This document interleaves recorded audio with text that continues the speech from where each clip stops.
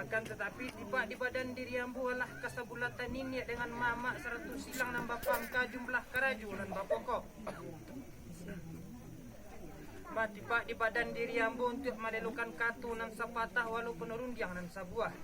Tiba di badan diri ambu ragi nan balun tatagakkan tagak kok balun taragikan herak pun iyo kok itu. Kau tak dibari ambu mamae kau dak diuku ambu mangarek. Nambak seumpama orang mengaji. Indak tabacu di ayat nyu dak kani tajwid ju tilawah tasyadik tabola lu lapat batuka je makna. Batolong demak datuk mengubahkan nak jan berdosa kita sebalik. Barilah izin 100 sipek ju pituah itu nambo mintakan kepada mak datuk je pengeluh. Sekian mak datuk. Sampai Saya kira-kira mak datuk. di sini sampai di Melintang.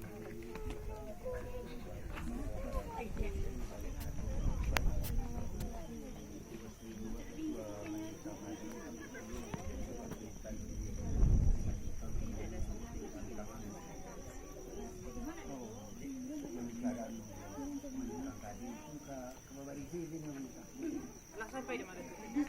Lah sampai di mak dari lah dapat biru katunan sepatah izinan sebuah lah sanang di dalam hati lah sajuk dalam kira-kira. Balai yang potong itu mak datuk. Manalah beliau pamalian menangah? Kata sepatang kutibukan dua pamalian menangah. Galuh lai cawan pun lai babaju sumbu nak rang padang disasah di manu diampaikan.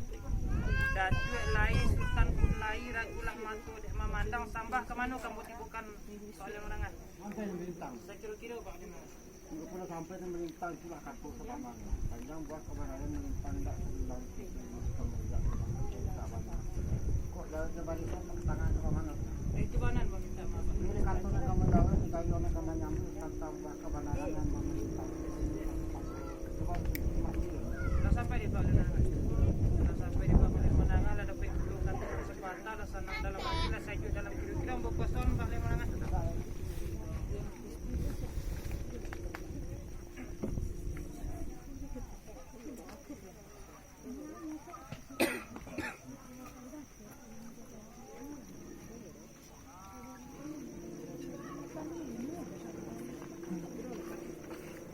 Mana lah beliau tak coba su.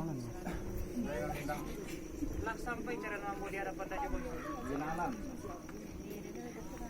Lah sampai cara mampu di hadapan tak coba su. Sambah satu katunan sepatah ampun ibukan kepada tak coba su. Dia jampun di Bangkaulu panembak kapal di Muaru izin babari dek Bangulu sampai lah salam dek Juaru. Assalamualaikum warahmatullahi wabarakatuh. Tarata asa nagari babukit bakutu tenggai bajalan balaguh tagak kemudian simpang kamu saji malandai ke ikut koto sinan marawa kurang pancangkan. Sungguh pun ambo tagak berdiri bukanlah orang sedih pandai dek patuh ke niat mama dek taat ke imam khatib mantakan niat dosa ngaju dari si pokok si pangkalan. Kasah saijah salangkari batang cimpagu orang patahkan adek limbagu di nagari buah pidato persambangan. Mangko dipersambahkanlah sah alam sah Muhammad sah baginda Rasulullah dan menjunjung undang mengkutu kiriman raju tiga jurai.